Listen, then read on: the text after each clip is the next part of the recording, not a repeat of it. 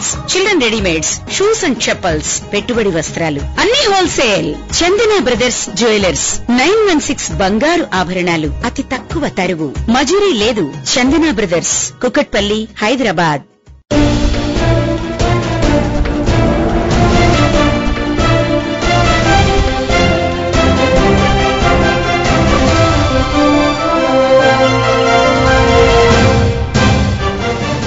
నమస్కారం, welcome to ANN news.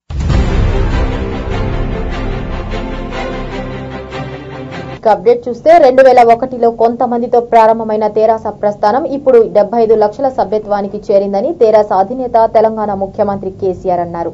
కొంపల్లిలో నిర్వహిస్తున్న తెరాస ప్లీనరీలో ఆయన ప్రారంభోపన్యాసం చేశారు. అంతకుముందు పార్టీ అధ్యక్షుడిగా ఆయన ఏకగ్రీవంగా ఎన్నికయ్యారు. ఈ సందర్భంగా కేసీఆర్ మాట్లాడుతూ దేశంలో ఎక్కడా లేని విధంగా సంక్షేమ పథకాలకు 40,000 కోట్ల రూపాయలు కేటాయించాం. ఆసరా పింఛన్లు, ఒంటరి మహిళలకు జీవన భృతి ఇస్తున్నాం. వసతి గృహాల్లో సన్న బియ్యం ప్రవేశపెట్టామన్నారు. అధికార పార్టీ తీరు సొమ్మొకడిది సోకడిది అన్న చందంగా మారింది. కాంగ్రెస్ హయాంలో జరిగిన పనులను తామే పూర్తి చేశామని చెప్పుకొని టీఆర్ఎస్ నాయకులు తెగ బీరాలు పోతున్నారని కాంగ్రెస్ నేత షబ్బీర్ అలీ అన్నారు. ఆయన ఈ రోజు కేంద్ర మాజీ మంత్రి సర్వే సత్యనారాయణతో కలిసి విలేకరుల సమావేశంలో మాట్లాడారు. ఎల్లంపల్లి నుంచి హైదరాబాద్ కు గోదావరి బేసన్ నుంచి 20 టీఎంసీలో already 10 TMC water Congress government అంటే టీఆర్ఎస్ గవర్నమెంట్ రాకముందే దాదాపు 85 to 90% పని పూర్తి అయిపోయిన తర్వాత దీన్ని ఎలక్షన్లో వాడుకొని ఈ వాటర్ అంతా తండ్రి కొడుకులు ఇద్దరు తీసుకొచ్చినట్టు కేసీఆర్ తీసుకొచ్చినట్టు ఆ జలాలు నెత్తి మీద వేసుకుని ఇగో మాదే ఘనకార్యం అని చెప్పి ప్రజలకు మబ్బు పెట్టినారు. ప్రజలకు తెలుసు. ఇప్పుడు ఇవాళ కూడా గవర్నమెంట్ ఆఫ్ ఇండియాలో అప్పుడు యూపీఏ 2లో మా సర్వే సత్యనారాయణ ఎంపీ దాని విషయంలో మరి కేటీఆర్ గారు వాళ్ళు మేమంటూ ఇది ప్రభుత్వాలు వస్తూ ఉంటాయి, మారుస్తూ ఉంటాయి, దానికి చేయండి, మేము కాదని కాదు. కానీ గత హయాంలో చేసిన వర్క్ కూడా గుర్తింపు చేసేందుకు మీ ద్వారా మేము ప్రజలకు కూడా చెప్పుకునే బాధ్యత మా మీద ఉంది. కాబట్టి హైదరాబాద్ లో నీటి అవసరాల విషయంలో ఇబ్బందులు లేకుండా చేస్తామని తెలంగాణ మంత్రి కేటీఆర్ అన్నారు. నగర జనాభా మరో 5 రెట్లు పెరిగిన ఇబ్బందులు రాకుండా చర్యలు తీసుకుంటున్నామన్నారు. షామీర్పేటలో 7,000 కోట్ల రూపాయలతో రిజర్వాయర్ నిర్మాణం చేపట్టనున్నామని, దీనికి సంబంధించి త్వరలోనే టెండర్లు పిలుస్తామన్నారు. తెలంగాణ అభివృద్ధికి కాంగ్రెస్ కృషి చేసిందని కేంద్ర మాజీ మంత్రి సర్వే సత్యనారాయణ అన్నారు. హైదరాబాద్ గాంధీ భవన్ లో ఆయన మాట్లాడుతూ కేసీఆర్ అరచేతిలో స్వర్గం చూపించారు. మేము చేసిన వాటిని వాళ్ల ఖాతాలు వేసుకున్నారు. అప్పట్లో ఉమ్మడి రాష్ట్ర ముఖ్యమంత్రి వైఎస్ రాజశేఖర రెడ్డి చెబుతుండేవారు, ప్రతి ఇంట్లో నల్లా ఉండాలి, నీళ్లు రావాలి అని ఓ విజన్ తో పనిచేసేవారన్నారు. అదేవిధంగా తర్వాత రోషయ్య గారు అనుకోండి, కిరణ్ కుమార్ రెడ్డి గారు అనుకోండి, 10 సంవత్సరాలు చాలా చక్కటి పరిపాలనను మేము అందించినాం. ఈయన కేవలం తెలంగాణ వచ్చిన తర్వాత అరిచేతిలో స్వర్గం చూయించిండు కాబట్టి మాయమాటల్లో పడ్డరు. క్షణికావేశంలో ఓట్లేసినందుకు ఆయన ప్రభుత్వం వచ్చిందే తప్ప ఆయన చేసింది ఏం లేదు. ఇప్పుడు ప్రభుత్వం వచ్చిన 6 నెలలకే మహేంద్ర హిల్స్ దగ్గర మారేడుపల్లి వాటర్ రిజర్వాయర్ నుంచి నీళ్లు చేతులు తీసుకొని తల మీద పోసుకొని మేము తెచ్చేసినాం అన్నారు.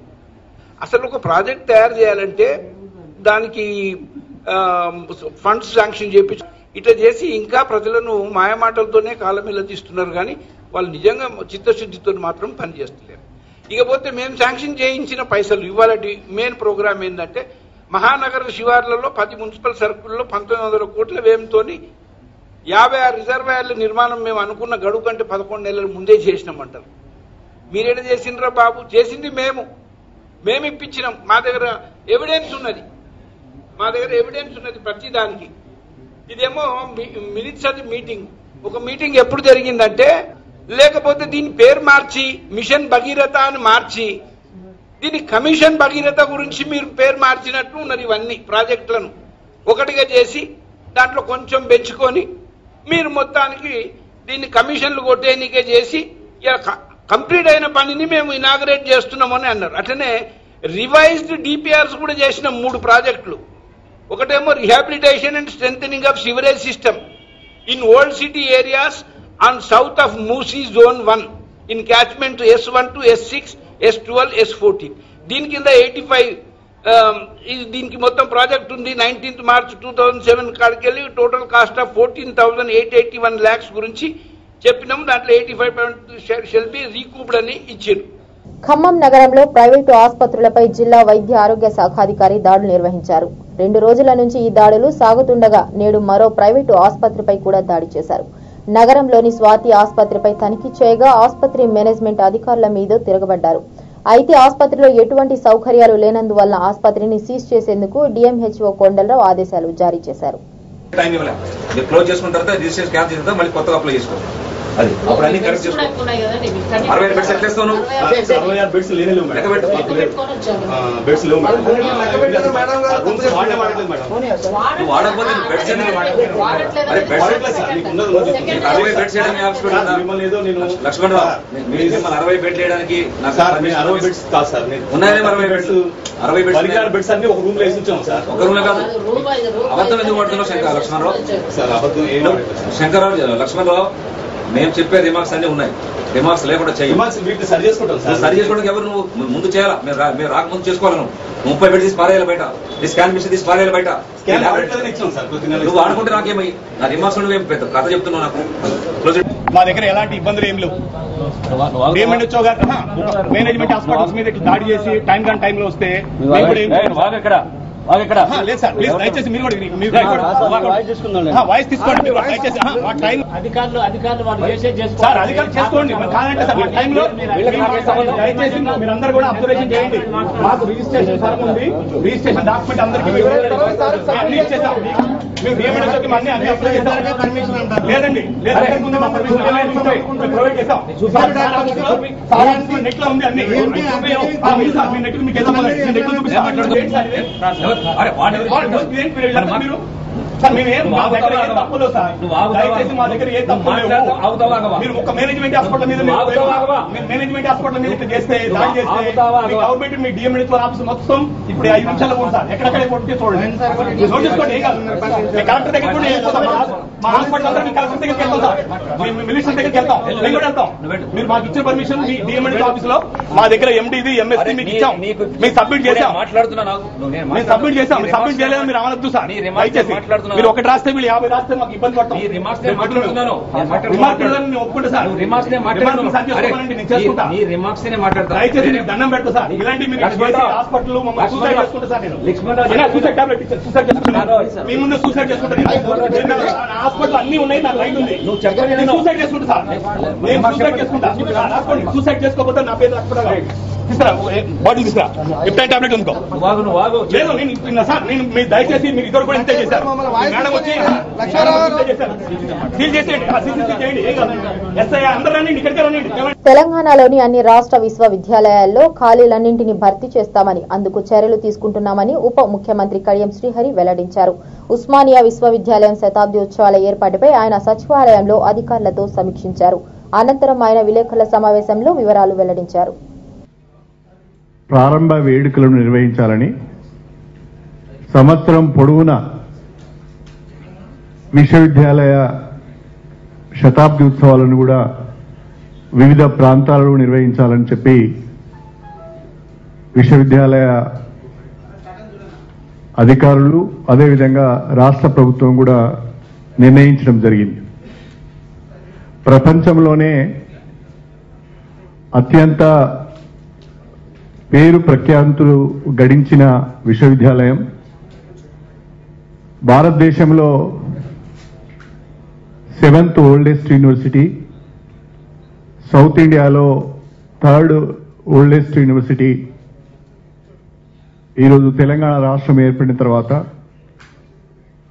సెంటనరీ సెలబ్రేషన్స్ నిర్వహించుకోవడం చాలా సంతోషకరమైన విషయం. ఎంతో మంది శాస్త్రవేత్తలకు, మేధావులకు, రచయితులకు, ఆచార్యులకు, దేశంలోనే మంచి పేరు ప్రఖ్యాతులు గడించిన నాయకులకు, ఉద్యమకారులకు, విప్లవకారులకు, రాజకీయ నాయకులకు అనేక మందికి తన ఒడిలో చదువులు నేర్పి, పాఠాలు నేర్పి భారతదేశానికి ఆణిముత్యాల లాంటి నాయకులను అందించిన విశ్వవిద్యాలయం.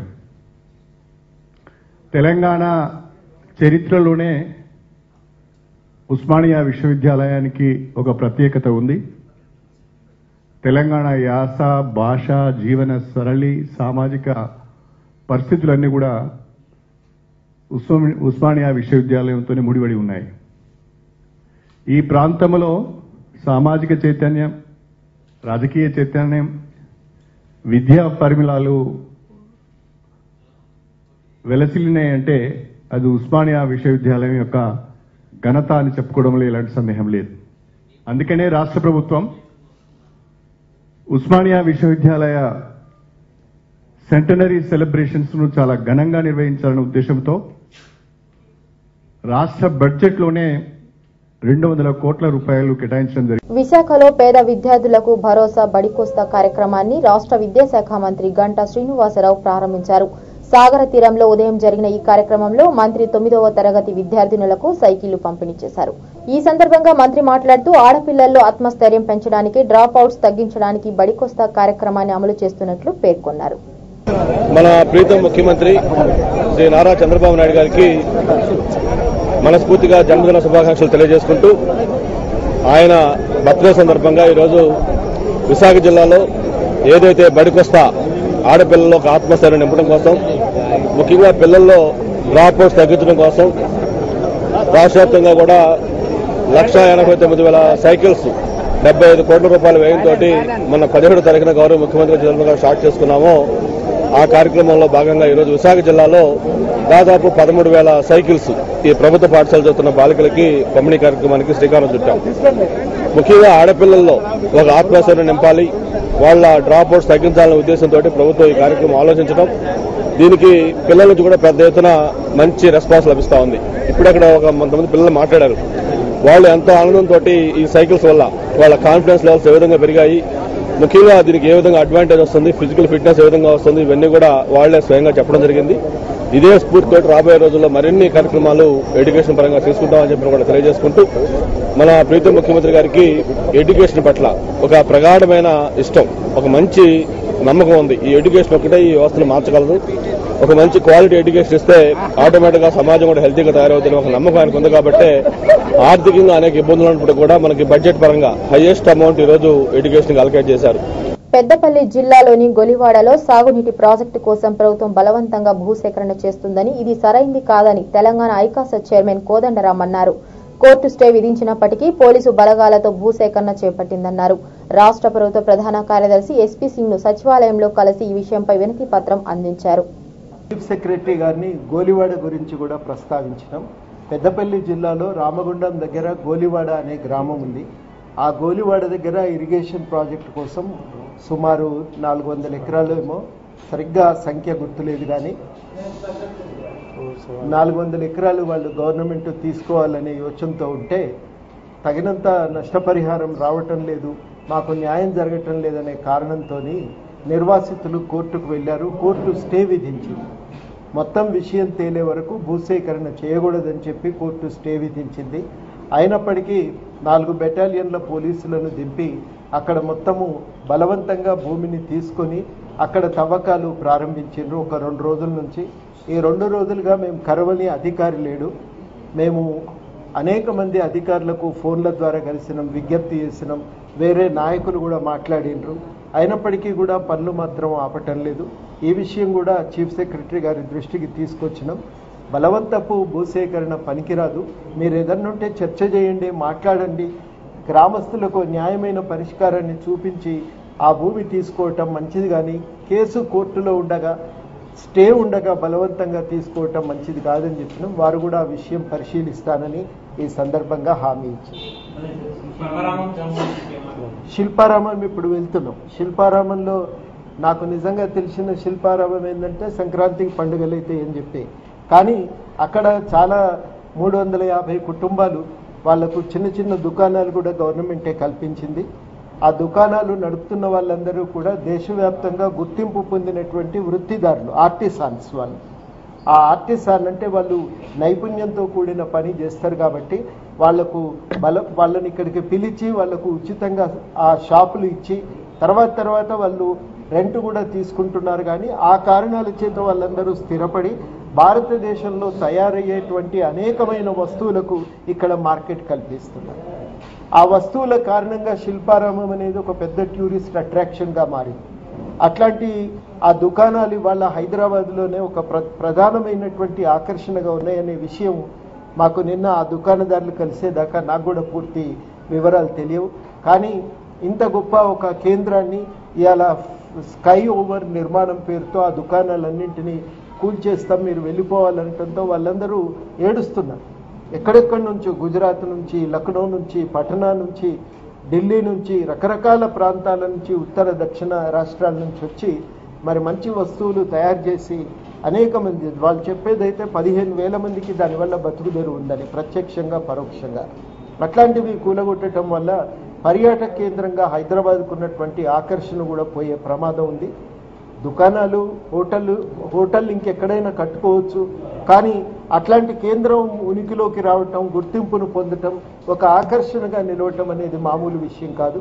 దాన్ని దృష్టిలో పెట్టుకొని శిల్పారామాన్ని యథాతథంగా కాపాడాలని మేము ఏ నిర్మాణం చేసినా ఇప్పుడు ఉన్నటువంటి కట్టడాలకు నష్టం జరగకుండా, వాళ్ళ బతుకు తెరువుకు నష్టం జరగకుండా నిర్మాణం జరగాలన్నదే బాధితులకు ఉన్నటువంటి డిమాండ్.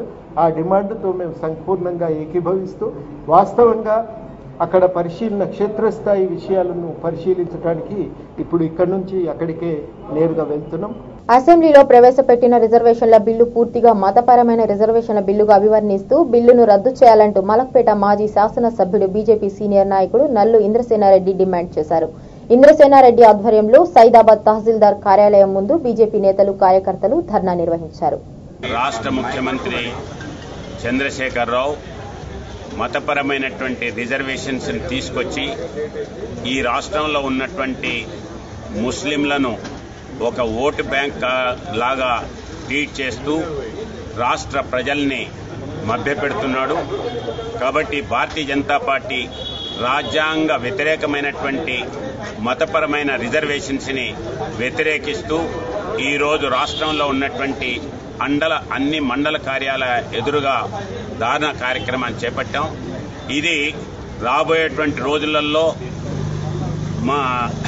మతాలు మార్చేటువంటి మత మార్పిడికి అవకాశం ఉంటుంది. ఇది గనక మత మార్పిడి ద్వారా ఈ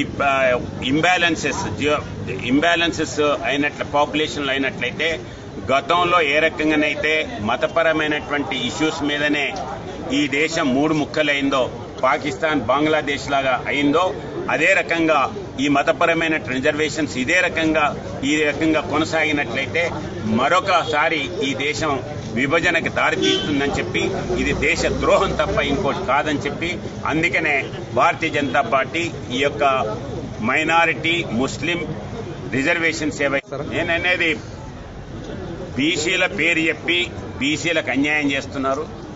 గతంలో బీసీలకు అన్యాయం జరుగుతుందంటే చాలా మంది ఎవరు ముందుకు రాలేదు.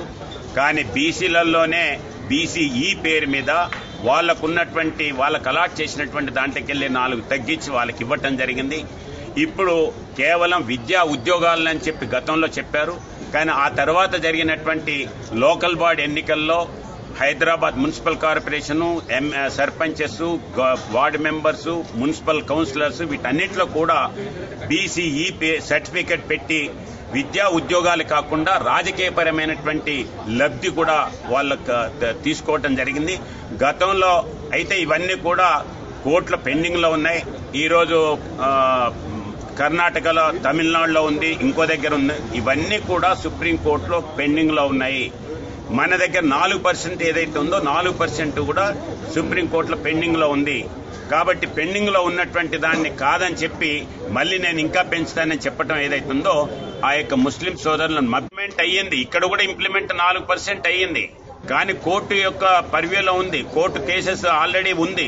కోర్టు కేసు ఉన్న తర్వాత నేను చేసుకుంటాను, నువ్వేం చేసుకుంటావో చేసుకో అనేటువంటి పద్ధతి ఏదైతుందో అది రాజ్యాంగాన్ని అవహేళన చేయటం, రాజ్యాంగాన్ని అవమానపరచడం తప్ప ఇంకోటి కాదు.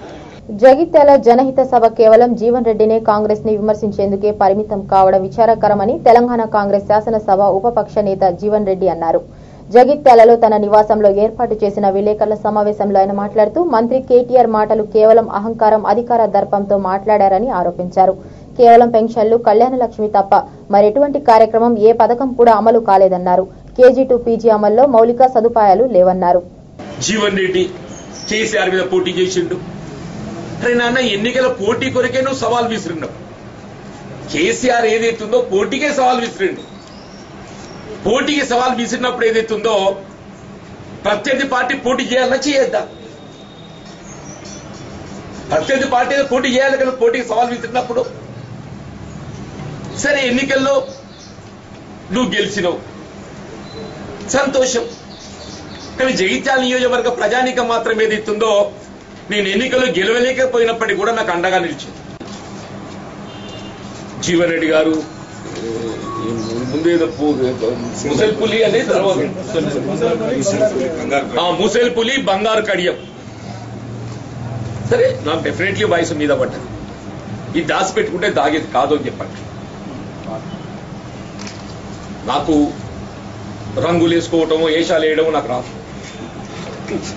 ఫ్యాక్ట్ చెప్పంటుండే. నాకు రంగులు పూసుకోవటము, ఏషాలు వేయడం నాకు రాదు అని చెప్పంటుండే. నా వయసును దాచిపెట్టుకోవడానికి ఎన్నడూ ప్రయత్నం చేయలేని చెప్పండి. నా వయసును దాచిపెట్టుకోవడానికి కొరకు నేను ఎన్నడూ ప్రయత్నం చేయలేని చెప్పండి.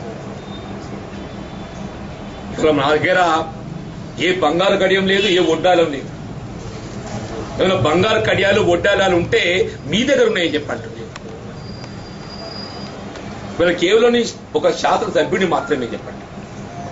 అది ప్రతిపక్ష పార్టీ శాసనసభ్యుడిని అని చెప్పండి. శాసనసభ్యుడిని కూడా ప్రతిపక్ష పార్టీ శాసనసభ్యుడిని అని చెప్పండి. మీ నాయన 64 ఏళ్లకు ఏదైతుందో వయసు మీరినట్టుగా మీరు భావించక ఇంకా 10 ఏళ్లు రాజ్యం చేయగలుగుతారని చెప్పి మీరు భావిస్తున్నప్పుడు నా వయసు నేను దాచిపెట్టుకోలేను. 66 ఏళ్ళు నాకు చెప్పంటున్నా. వాళ్ళు చెప్పిన లెక్క ప్రకారంగా నాకు కేసీఆర్ కంటే 2 ఏళ్ళు అధికం. నేను ఆ లెక్కన ఇంకో 8 ఏళ్ళు నాకు కూడా ఎమ్మెల్యేగా కొనసాగేటువంటి ఒక వయసు ఉన్నదని భావించవచ్చు కదా. నేను ఇదేమో పార్టీ కార్యక్రమం జనహిత. నిన్న ఇంకో పెద్ద మనిషి వచ్చిండు. ఆయన అధికారిక కార్యక్రమంలోనే మంత్రిని కాంగ్రెస్ పార్టీని జీవన్ విమర్శ చేస్తుండే అంట. మరి అసలు సాంప్రదాయాలు ఎక్కడ పోతున్నాయి ఏంటి? నేనైతే మొట్టమొదటిసారిగా నేను గమనిస్తున్నా అని చెప్పి అంటున్నా. ఒక ప్రభుత్వ అధికారిక కార్యక్రమంలో స్థానిక శాసనసభ్యుడిని విమర్శ చేయడం అనేది నేను మొట్టమొదటిసారి గమనించిన చెప్పండి. ఎస్, నీ పార్టీ విధానాలు చెప్పు. గత ప్రభుత్వానికంటే ఈ పార్టీ ఏ విధంగా మెరుగ్గా కార్యక్రమాలు చేపడుతూ చెప్పు. తప్పులేని చెప్పంటూ నేను జీవన్ రెడ్డి అసెంబ్లీలో ఏదంటే అది మాట్లాడతాడు. ఎస్, డెఫినెట్ గా నేను మాట్లాడుతున్నాను. నేను అసెంబ్లీలో ఏదంటే మాట్లాడనియరు. శ్రీనివాస్ యాదవ్ గారికి తెలుసో తెలియదో చెప్పంటూ నేను అసెంబ్లీలో ఏదంటే అది మాట్లాడనియరు. అసెంబ్లీలో సందర్భానుగుణంగా స్పీకర్ గారి అనుమతితో మాత్రమే మాట్లాడిస్తారు. ఏ సభ్యుడు ఎప్పుడు మాట్లాడినా సందర్భానుగుణంగా స్పీకర్ గారి అనుమతితో మాత్రమే మాట్లాడదొతో చెప్పంటున్నా. జీవన్ రెడ్డి 30 ఏళ్ళలో ఏం అభివృద్ధి చేసిండు చర్చిద్దామా? అసలు జగిత్యాల పుట్టుపూర్వోత్తరాలు నీకు తెలుసానే? శ్రీనివాస్ యాదవ్ గారిని అడుగుతున్నా నేను, అసలు జగిత్యాల పుట్టుపూర్వోత్తరాలు నీకు తెలుసా అని చెప్పంటూ నేను. బంటుమిల్లి మండలం రామవరపు మోడి గ్రామంలో 15 మాల కులస్తుల కుటుంబాలను గౌడ కులస్తులు గ్రామ పెద్దలు గ్రామ బహిష్కరణ చేశారు. దిక్కుమొక్కు లేదు. ఈ 5 కుటుంబాలు ఎంత అనే అహంకారంతో మళ్లీ వీళ్ళ గ్రామాన్ని వెలివేసి, గ్రామం నుండి వెలివేసి మీరు ఈ ఊరు ఖాళీ చేయాలి, ఈ ఊర్లో ఇంటర్వ్యూ లేదు, మీరు మమ్మల్ని ప్రశ్నించే వాళ్ళ మాలోళ్ళు ఎంత, మీ కులం ఎంత, మీరెంత అని అడుగడుగున అవమానిస్తూ మళ్ళీ భయభ్రాంతులకు గురి చేస్తున్నారు. ఆ విషయం మీద ఈ రోజున ఎస్పీ గారిని కలవడం జరిగింది. ఎస్పీ గారు డీఎస్పీ గారికి రాశారు. పోలీసు వారికి చెప్తున్నా, అయ్యా గత ఫిబ్రవరి నెలలో కూడా మేము ఇదే రకమైన కేసు పెడితే మీరు పోలీసు వారు చర్య తీసుకోలేదు, వాళ్ళ మీద ఎస్సీ ఎస్టీ అట్రాసిటీ యాక్ట్ తీసుకోలేదు, వాళ్ళ మీద వెలివేత కేసు రిజిస్టర్ చేయలేదు. ఆ రోజు చేయబడటం వల్లనే మళ్లీ 5 నెలలు దాటిన తర్వాత ఈ రోజున అదే సర్పంచ్, అదే గ్రామ పెద్దలు, మిగతా వాళ్ళు ఆ గ్రామంలో ఎవరైనా జోలికి రావట్లేదండి. ఆ గ్రామ సర్పంచ్, ఆ 5 పెద్దలు, 6 పెద్దలు, మొత్తం 7 కలిసి అక్కడ ఈ 5 కుటుంబాలు ఉండకూడదని, వాళ్ళ అంతు చూస్తామని, వాళ్ళ తలెత్తు జరగకూడదని, వాళ్ళ ఉద్యోగాలు చేయకూడదని ఒక దుర్మార్గమైన అరాచకమైన పాలన సాగిస్తున్నారు. వీళ్ళ మీద మరి చట్టపరంగా చర్యలు తీసుకుని SC ST atrocity act and వెలివేత యాక్ట్ కింద వీళ్ళ మీద చర్యలు తీసుకుని వెంటనే అరెస్ట్ చేయాలి. ఇప్పుడు ఇళ్ల పట్టాలు గుడి కట్టొద్దంటే వాళ్ళొచ్చి మేము కడతామని దౌర్జన్యం చేసి మాలోళ్ళ పక్కన మాలోళ్ళు ఏం చేస్తారు, మాలోళ్ళు నలుగురు మమ్మల్ని ఏం చేస్తారు, మేము గుడి కట్టుకుంటే మమ్మల్ని ఏం చేస్తారు, మేము కడతామని చదివించేస్తారు, మేము కడతాం మాల్లంజులు నీడ్స్ తంతే దిక్కు లేదంటే అప్పుడు మేము వచ్చి వాళ్ళ ముందు మేము మీరు కడతాకి ఇల్లు లేదని మేము కేసు పెట్టుకుంటామని బండి మీద వచ్చి కేసు పెట్టుకుంటే ఎమ్మెల్యే గారు పిలిచి వడ్డలమ్మ సరి చేసేద్దాం వేరే బుక్లు ఎందుకు తిట్టామని గ్రామ ప్రెసిడెంట్ పిలిచి అడిగినప్పుడు ఆయన ఏం చేశాడంటే నిజమేలే ఎమ్మెల్యే గారే ఇది పెద్దది చేసుకోబోకుండా మీరు పెద్దదైతే కులవెక్కి తిట్టావు కాబట్టి ఇది పెద్దదైపోతుంది అన్నప్పుడు మరి ఎమ్మెల్యే గారికి చెప్పగానే ప్రెసిడెంట్ జడిచి సరేనా నచ్చుకున్నాడు, నేను వాళ్ళని తిట్టానని నచ్చుకున్నాడు. మమ్మల్ని అప్పుడు గతంలో జులుమాన్ కాడ అయితే జులుమాన్ కాడ కట్టద్దని ఎమ్మెల్యే గారు చెప్పాడు. ఎమ్మెల్యే గారు చెప్పినప్పుడు మేము జులుమాన్ కట్టుకోండి వచ్చి మెదలుకోకుండా ఉంటే మా పనులు మేము చేసుకుంటున్నాం. ఇప్పుడు ఇది అది అలుసుగా తీసుకుని ఆ బీసీ లావుడిని మమ్మల్ని మా మీద ఉసుగు కలిపి నేరం మోపి నా మీద కావాలని వాళ్ళు నన్ను ఈ వయసులో నన్ను అవమానించాలని వాళ్ళు అందరూ పథకం వేసి అక్రమ సంబంధం కట్టారు. ఊరు గ్రామంలో ఒక డాక్టర్ గారు వస్తుంటే ఆయనతో మాట్లాడుతున్నానని నా మీద అవమానించి నన్ను ఏంటి మీరు అవమానించారు అన్నందుకు వాళ్ళు మళ్ళీ ఇప్పుడు కులంలోంచి ఆ అమ్మాయి ఎదురు మాట్లాడతాకి లేదు, వాళ్ళ పిల్లలు మాట్లాడతాకి లేదు. మాలోళ్ళు తగ్గే ఉండాలి, మా ముందు తలొంచుకునే ఉండాలి. మాలోళ్ళు మాట్లాడతాకి లేదు. మాలోళ్ళు ఎందుకు మాట్లాడాలి? ఊరంతా 600 గడప మాది ఉండగా మాలోళ్ళు 15 మంది ఉన్నారు. 15 మందిలో ఈ 5 ఎదురు తిరుగుతున్నారు. మాకు ఎదురు తిరుగుతాకి లేదు. ఎదురు తిరిగితే మేము వాళ్ళని ఉంచాం, వాళ్ళ పిల్లల్ని ఉంచాం. వాళ్ళ పిల్లల్ని ఊళ్ళో ఉంచుకొని ఇల్లు ఖాళీ చేసి పౌలేయాలి.